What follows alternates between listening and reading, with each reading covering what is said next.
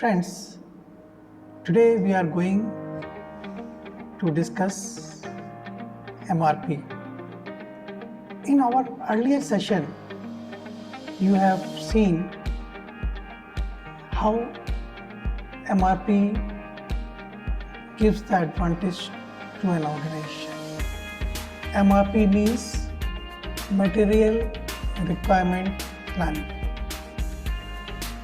The importance of MRP you can understand with an example that suppose some guests are coming to your house and you will like that all guests should get the sufficient quantity of each course, whether it is a main course or it is snacks. So what you will do, you will try to estimate on the basis of number of guests the quantity of each item.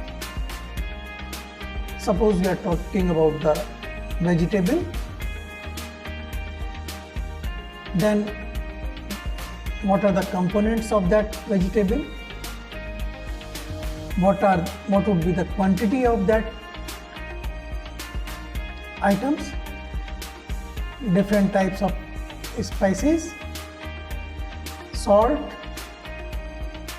the requirement of utensil or cutlery, all these things, then requirement of water, requirement of cold drink, all these things you will take. This is nothing but MRP or Material Requirement Planning.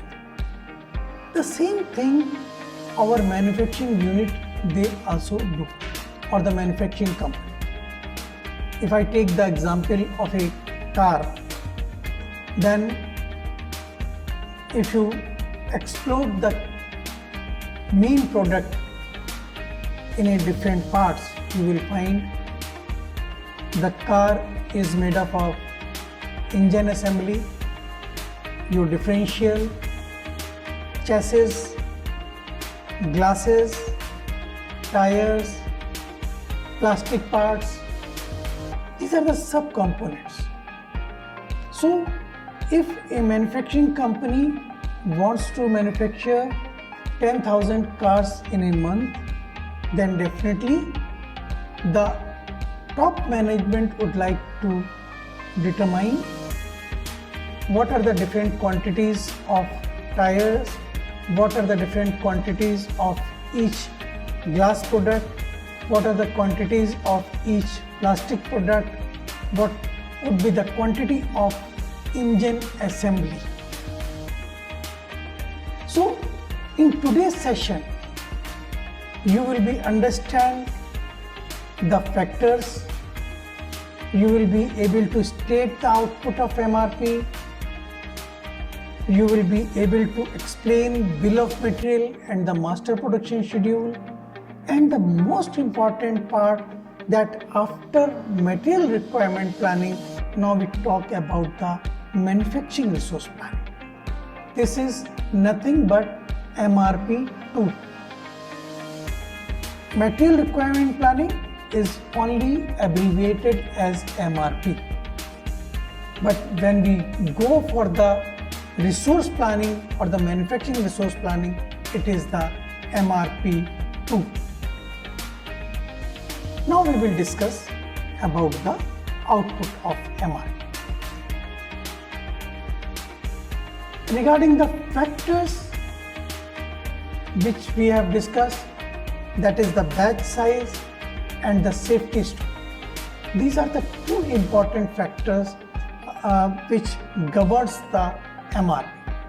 Beside that, there are the consideration for the uncertainty, there are consideration for the economies of scale, there are the consideration of human resources, technological development. All these are the sub-factors which affects the MRP. For MRP implementation, one should try the sub-components of MRP to give a sincere effort. Because if we plan the MRP effectively, then only MRP will give the result. MRP will not give the result automatically, and if we do not work for the betterment of MRP. So output of MRP system dynamically provide the schedule of material for the future and the amount of each material required in each time period to support the MPS or the master production schedule. These are the basically main output of MRP. That is the plant order schedule, changes in plant order, exception report if there is any.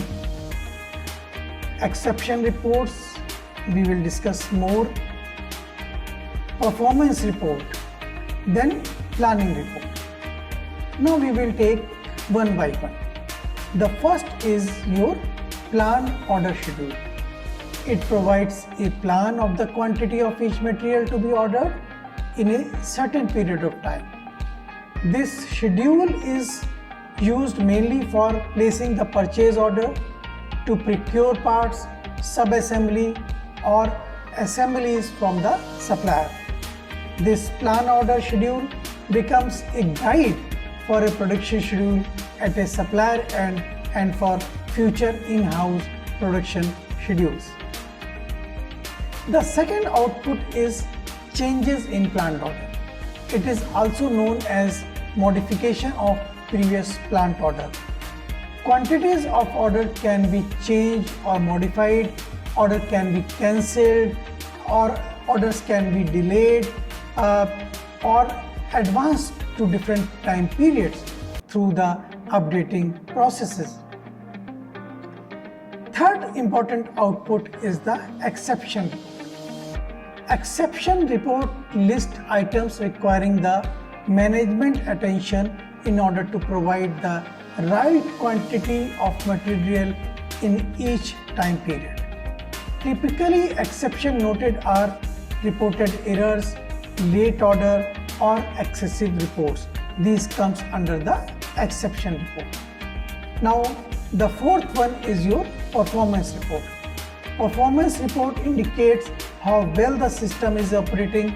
Examples of performance measures utilized are inventory turnovers, percentage of delivery promise kept, and the stock out incidences.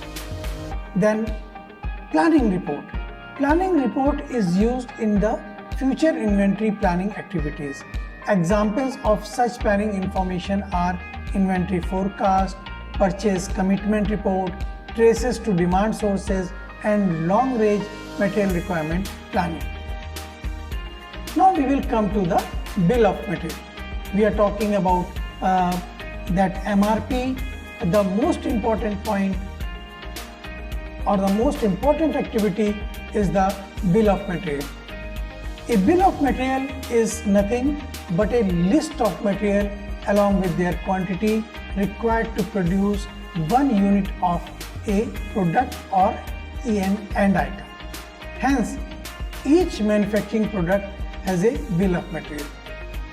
A bill of material file which contains all the information. Sometimes we also call as product structure file because it contains lot of information about the structure of the product. Bill of material, in short we call BOM or BOM, is a complete list of all finished product, the quantity of each material in each product, and the structure of assemblies, structure of sub-assembly parts, and the raw material and their relationship with the product. Relationship here I just want to explain that how many quantity of sub-component is required for that particular component. Sometimes 3, sometimes 4, sometimes 2, and sometimes only 1. That is called the relationship with the product. Another term for a bill of material is the intended bill of material. What is intended bill of material? It is a list in which the parent is in the margin and its components are intended to show the structure. The bill of material file is generally up-to-date computerized file that must be revised as per the product redesign. If suppose product is designed frequently or redesigned frequently, then there is a need to update the bill of material also, or its structure should be changed because we are changing the component, we are changing the design. The main hurdle associated with the bill of material is its accuracy that must be overcome in most of the MRP application. With the confidence that the file is correct, once the MPS is prepared, end item in MPS can be exploded in assembly, sub-assembly, parts and raw material which is required for the end product. These units may be either purchased from the outside supplier or produced in in-house production department. Bill of material in fact identifies the component part for the final output of the product. At each level, different component, material or sub-assemblies are shown. So the bill of requirement shows not only the total number of subparts but also the manner in which these parts eventually come together to constitute the final product. Or in other words, we can say we have to establish a relationship between the subparts and the final product. In bill of material, the most important point is the lead time. Lead time is the time when we provide the order or we raise the order and we get the material. Therefore, it should be known in the bill of material. Each item is assigned to one level only and each item at each level has a unique coding. That is very important, and this coding we will also discuss in a session for enterprise resource planning. The different level may be correspond to the different design. When we get the complex end product, then it constitutes of several different possible configuration from the large number of parts or sub-assembly.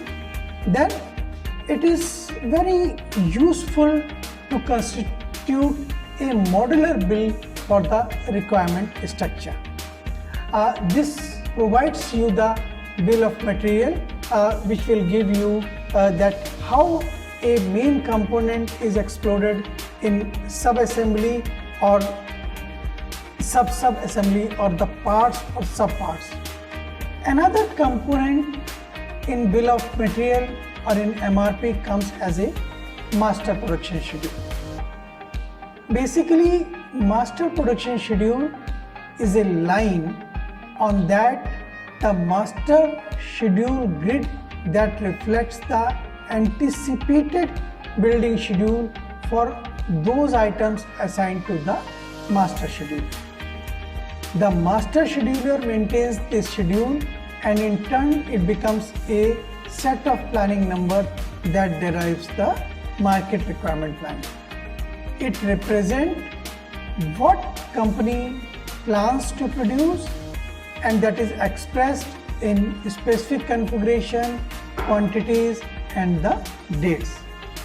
MPS or master production schedule is not a sale item forecast. That you should understand.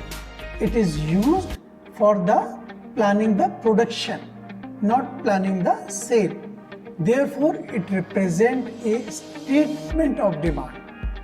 It must take into account the forecast, the production plan, and the other important considerations such as backlog, availability of material, availability of capacity, management policy, and the organization goals. The basic structure along with the different component pertaining to MPS should also be known with certainty. In aggregate planning operation, managers develop a medium range plan of how they will produce the product for the next several months. Now these plans contains necessary information required to manufacture the product, such as the amount of labor, amount of subcontracting, and the other sources of capacity can be used. It also engages operation manager to develop a short range production plan for the production of finished product, because now the production is at the last stage or the final stage. Therefore, there is a need for the short range production planning, which constitute of planning for the next several weeks. This will give you a basic idea how the production or the master production schedule looks like. In aggregate production plan of manufacturing unit is shown. We are discussing the table, and where we have given the hypothetical production schedule. This is a table. We have given a model line for A, B, C, D, E, F, G, H, and this is the week. If you just see the top row, 1 to 2nd, which have been written in Roman numbers, they are basically your days. First day, second day, third day. It may be week, it may be month, it may be the year. So all these items which are required in each days are given for our aggregate production plan. If we again see, then we have exploded the component or the parts in the subparts. Just like, for example, for part A, there are 2 subparts. For part B, there are 3 subparts. So we have exploded each part, and then we have given the combined, and that is the master production schedule for the earlier production plan. So on the basis of production plan, production schedules are divided into the 3 categories. One is your long range production schedule, second is your medium range production schedule, and third is your short range production schedule. Now if we go for the long range production schedule, they are basically used to plan facilities and the equipment, major suppliers, and production process that becomes a constant to medium and the short range production plan. In case of medium range production schedule, we need to develop aggregate planning that include the plan for concerning employment, aggregate inventory, facility modification, and material supply contract. All these aggregate plans impose the constant on the short range production plan. The short range production plan are the plan for producing the final finished product or the goods or the end item which are used to drive the production planning. A product included in the master production schedule is divided into the 3 categories. First is firm customer order, second is forecasted demand, and third is your spare part. So all these 3 should be included in the master production schedule. Friends, we are discussing master production schedule, and when we are talking about a manufacturing company which is producing various type of products, so production in each category vary from company to company. Even if we are talking about a company, it differs from one production line to another production line. In some cases, one or more categories may be omitted. Companies generally producing assembled parts will have to handle all these three types of category which we have discussed, that customer order, forecast demand order, and the spare part. In case of specific customer order, the company is usually enforced to deliver the item by a particular due dates to the sale department. In second category, production output quantities are based on statistical forecasting technique applied to previous demand pattern and that are estimated by sales staff or other sources. For many companies, forecasted demand constitutes the large portion of master schedule. The third category consists of repair part or spare part that will either be stocked in the company service department or sent directly to the customer. Some companies exclude this third category in the master schedule since it does not represent the end product. In the master production schedule, or in other words, master production schedule generally known as medium range planning because it always takes account of lead time, order of raw material, producing parts in the manufacturing unit and assembly of the end product. Depending on the type of product, lead time varies from a day to many months. For production order, MPS is usually considered to be fixed in the near term. Changes are not allowed for a short period because it is difficult to adjust the production schedule within such a short period of time. However, adjustments are allowed for a long period. In this period, manufacturing units are trying to cope up with the changing demand pattern or new products are to be or are introduced in the demand. If we are talking about the aggregate production plan, it is not only the input that controls the master production schedule, but it may affect the demand of a new customer order and changes in sale forecast over the near time. A manufacturing unit produces two products. Now we are taking one example of a company which is producing two products M and N on a produce to stock basis. They are producing or make to stock condition.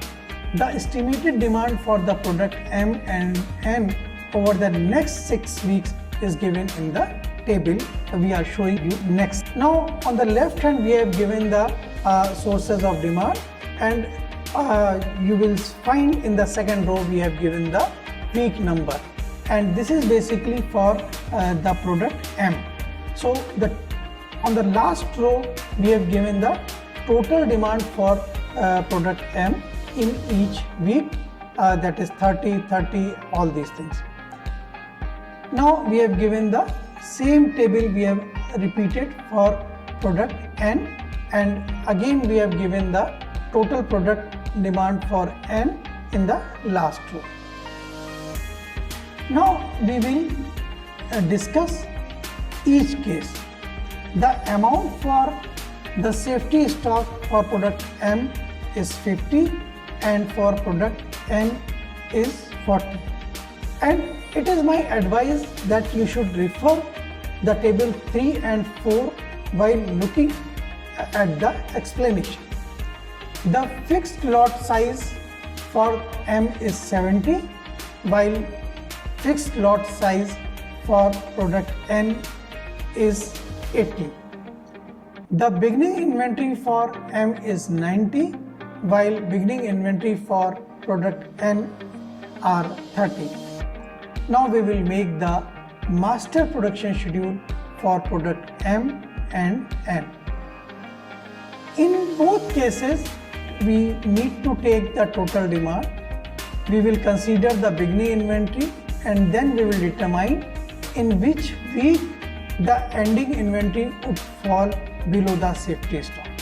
and thus required the production and schedule a lot of product to be produced during these weeks. Now table 5 will give you both number of products for M and number of products for N. In the second column, we have given the total demand in the beginning for M and total demand for N. So whatever we have explained in the earlier slide, that we have summarized in table 5. Now it is the master production schedule for product M. The second column will give you the beginning inventory, third total demand, then balance, then required production, and then finally the end inventory for the each week. Similarly, if we see, then in week 1 the balance exceed the desired safety stock. Therefore, no production of product N is needed. If we see in week 2, the balance is also enough to provide the desired safety stock, so no production of product M is required. In week 3, the balance would actually be negative if production of M were not scheduled. Therefore, a fixed lot size of 70 product or the quantity is scheduled for the third week. In fourth week, the balance would actually be negative if the production is not. Again, we will go for the production of product M in the fourth week. Now if we come to the fifth week, the balance is again negative, and then again we are going for the production of 70 items in the fifth week. Same thing is true with the sixth week. So that is the MPS for product N. Same thing is replicated here, but with the description for product N. Now we will go for the explanation for product N. If we see the week 1, the balance exceed, so no production is required. In week 2, we are feeling that there is a negative, so we will go for the lot size of 80. In third week, again there is a enough quantity, so we will not go for the production. Now in fourth week, again there is a negative, so we are going for the production of 80 batch size or the lot size. Now we will come to the fifth week. Again there is a negative, so we will go for the production of lot size of 80. Similarly, for week 6, the balance would actually be negative and the production of N are to be scheduled. Therefore, a fixed lot size of 80 number for product N is scheduled in the sixth week. So we have seen the development of MRP that seek to address some of the shortcomings. It includes all of the elements of the MRP. One may have an outline of elements of for an MRP2 system, that is the manufacturing resource planning. In case of MRP2, we are seeing the flow chart for MRP, and you will appreciate that in MRP2 we are talking about all the division, whether it is a finance, marketing or production. But the difference between MRP and MRP2 is that MRP2 is a closed system. There is a provision of a feedback in case of MRP. If you just see that picture, in the several cases we are providing the feedback. If there is a problem, there is a feedback. If there is a problem, there is a feedback in each case or in each stages of MRP2, that is the manufacturing resource planning. In case of manufacturing resource planning, we are including the 4 major component extra as compared to MRP. The first is feedback, second is resource scheduling, third is batching rule, and the fourth one is software extension program. So let us see one by one. In case of feedback, the MRP2 provides the feedback from the top shop floor environment on how the work has been or has progressed to all levels of schedule, so that the next run can be updated on a regular basis. For this reason, it is also called as closed loop MRP. In resource scheduling, there is always scheduling the capability within the heart of the manufacturing system that concentrate on the resources that plant and equipment required to convert raw material into the finished product. For this reason, initial MRP is now termed as manufacturing resource planning.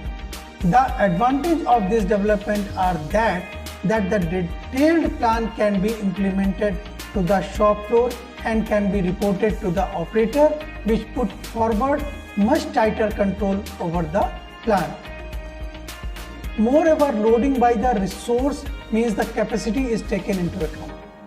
The difficulty is that the capacity is only considered after the MRP schedule has been developed. It may turn out that the insufficient time was allocated or allowed within the MRP schedule for the individual operation. In batching rule, we provide normally the software package, and the 3 of the most important rules are followed: lot for lot, EBQ, economic batch quantity, and the part period cover. Lot for lot batch means the batches that matches the order. Therefore, if a capacity is planning to make 10 of product M followed by the 20 of product M, then the batches throughout the process will match this requirement. If both N and M required 2 of certain subassembly, then it will be made in the quantities of 20 of N and the 40 of M. It is the batching implicitly followed in basic MRP. In economic batch quantity, we normally talk about the batch size is calculated by a formula that minimizes the cost through balancing the setup cost against the cost of the stock. In case of part period cover means making batches whose size cover a fixed period of demand. A policy of making a weak requirement in one batch is an example. Again, the software extension, we use the several software programs in implementation of MRP2. Some of these are designed to help the scheduling process. Some of them are important in rough cut capacity, that is called RCCP, rough cut capacity planning, an initial attempt to match the order load to the capacity available by calculating the load per resource. Overload are to be identified and orders can be moved to achieve a balance. This has been described as a knocking the mountain in the valleys. When we are talking about the software extension program, we have to add certain application in case of MRP for MRP2 package. For example, it may include an option for entering and invoicing the sales order. Another important or the common extension in stock recording, and third is cost accounting. The full MRP2 implementation can therefore, it is basically an integrated database for the company. In today's session, we have covered basically manufacturing resource planning, how you are going to implement MRP, what is bill of material, what is master production schedule, all that we have discussed. In most of the MRP system, they are based on the lot for lot production schedule, and the number of units of the component produced in a period is the same as the requirement for the component in that period. However, if setup and holding cost can be estimated accurately, it is possible to find other lot sizing rules that are more economical in terms of your estimation. We have treated this as a dynamic lot sizing problem when the capacity constraints exist. One of the limitations of MRP is that we are ignoring the capacity. While in case of MRP2, it is very important and significant to consider the capacity of the manufacturing plant. This is especially important if lot sizing is incorporated into the system. Finding optimal solution to the capacity constraint inventory system subject to time varying demand is an extreme difficult problem. System nervousness is another problem that arises while implementing the MRP. This term refers to unanticipated changes, because sometimes because of the nervousness we try to change in the MRP. That is very disaster, and that is called the system nervousness. Another difficulty which we face is in many circumstances the lead time depend on the lot size. MRP assumes that the production lead times are fixed. Still, another problem is that yields at the various level of the process may not be the perfect. If yield rate can be accurately estimated in advance, these rates can be factored into the calculation in a straightforward manner. However, in many industries, the yield rate may be difficult to estimate. MRP2 is implemented generally to overcome all these limitations of MRP. It integrates the finance, accounting, marketing function of the production planning. Thank you very much.